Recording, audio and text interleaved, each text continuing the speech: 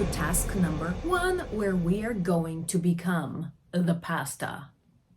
Yes, you heard right, pasta. I promise you it's all gonna make sense in just a few minutes.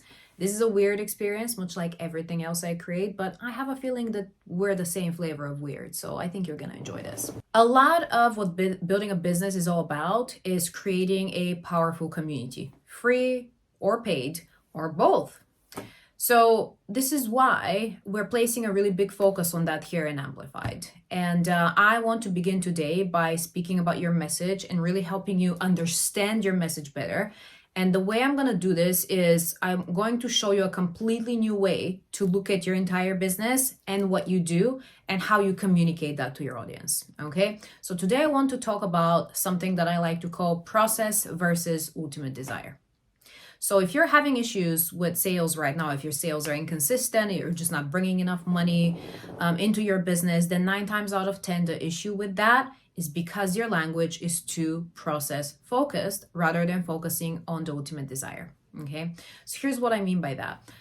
The majority of people trying to build a business out there, they are not speaking their ideal client's language. Most people are focusing entirely on overcoming objections in the old school guru-ish way. They're focused on pain points instead of desire. So they really are using this very negative language of trying to convince people to work with them, focused on pain points. And let me tell you, not only is that not working well anymore, but you're attracting not the right type of person for you if you're using negative language.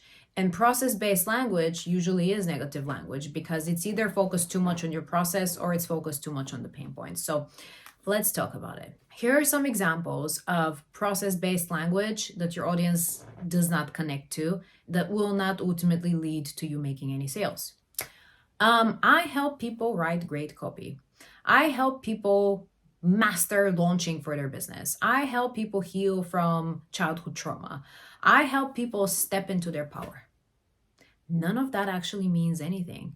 That is purely the process that you take people on when they sign up to be a client. It's not desire focused at all. These are just the challenges that people need to move through. It's the journey they need to move through to get what they ultimately desire. Like, nobody desires to write great copy. They want to learn how to write great copy because probably what's their ultimate desire? Maybe they want to build status. They want to be respected as a fantastic copywriter in the business space.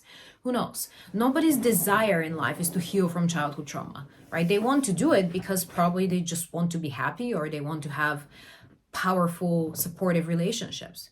So see the difference? When you are focusing your messaging entirely on the process or on the pain points and not enough on the ultimate desire, you're not showing these people that you understand them because you don't, right? If you don't even know what it is that they ultimately want to get out of working with you, and if you think what they want to get out of working with you is to write great copy or to heal from something or to become better at sales, then you don't know them at all and you need to get to know them. But we're going to talk about that later. This is usually one of the top reasons that people's businesses don't grow as fast as they can.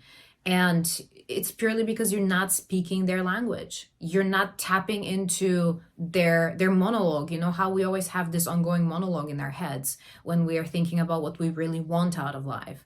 You need to know what they are saying to themselves. And it's impossible to do that without actually speaking to them. And I am not a fan of building businesses on guesswork, personally. So hopefully you're having a really big aha moment right now. This was massive for me when I first realized it a couple of years ago. And ever since then, I've been teaching it. And it pretty much goes against everything that mainstream marketing advice and business advice teaches you. So you may have a little bit of resistance towards that because it does get to be this simple. All marketers really just overcomplicate this royally. So let's take a real life example. Let's take me as an example. You're my ideal client, right? You're here because what you want to accomplish is you want to have a stress-free life. You want to live a life that feels good, that feels exciting. And your way of achieving that is you want to build a business that is safe, a business that provides you not just the stability to have a great life, but provides you with excitement, not something that feels like a burden, not something that when you wake up in the morning, you think, I have to do this today again. I have to respond to these messages. Nobody wants that, right? So what you want out of Amplified is help to build that business that is stable and exciting so that you can get the life that you want.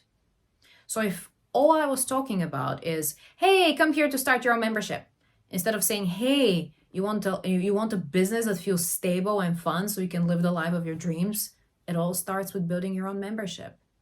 You see the difference? In one case, I said, just come build your own membership. In the other case, I acknowledge that that is just the process to get you to what you really want.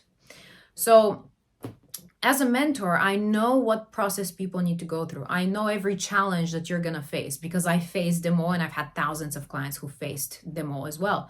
But rather than talking about these challenges and talking too much about this process and this journey, I prefer to talk about the ultimate desire. I prefer to use positive language focused on desires rather than saying, hey, are you feeling stuck? Are you feeling frustrated? Are you feeling annoyed? Do you hate yourself when you look in the mirror?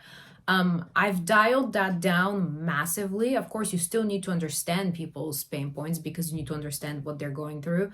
But when you're building your message in your business and when you're creating content, try and focus 80% on desire-based language, helping people visualize what their life would look like maybe after they've worked with you, things like that, rather than constantly saying the same things about how frustrated they are, how overwhelmed, and how they probably hate this and yada, yada, yada, right? So another example is, let's say you're a sales coach, right? And you help people build generational wealth. So their ultimate desire is generational wealth. They're coming to you thinking, this person's going to help me build generational wealth. Yes. And then your content is all about things like upselling and downselling and launching and email conversion rates. And they're thinking, oh my God, this is already giving me anxiety. This person does not understand what I'm about.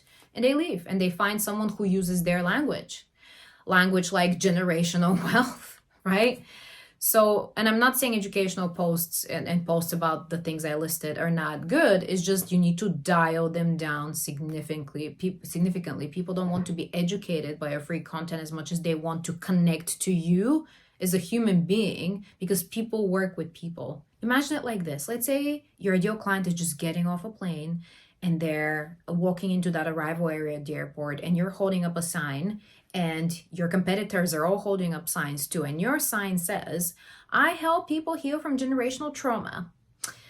And then your competitor, who actually understands your ideal client, his sign says, I help people build a life they're proud of. And your ideal client walks in, completely doesn't even acknowledge that you're there, completely just walks by you, and immediately finds the first competitor they see who use their language, a life I'm proud of. Because their brain isn't trained to connect to language that they don't themselves use. And when you say things like heal from childhood trauma, they're going to be like, what? That's not what I'm after. But once they've signed on to work with someone who has proved repeatedly through using the right language that they understand them, they will, of course, begin to heal from their childhood trauma, and they will accept that this is the process they need to go through. But you don't start with the process. You don't start by convincing them they need to heal from childhood trauma or write great copy. You start by showing them you understand them by using desire-based language, okay? And here comes the pasta. So let's say that you're just, your ideal client is just leaving the gym and you're walking around with a bag of Pringles, right? One of those onion and cheese ones. Oh, love those. And you're walking around thinking, hey, you hungry, dude? You hungry? Here you go. Here's some food. And then your competitor walks by with a massive bowl of delicious high protein pasta. And your ideal client has spent an hour at the gym, right? They've been weightlifting. They've been doing cardio. They walk out feeling famished. And you're there with a bag of Pringles. And then your competitor is there with a bowl of pasta.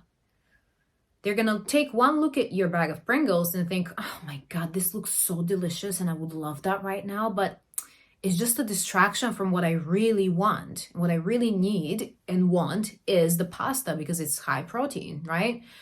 Vegan pasta if you're vegan, okay? Don't come at me.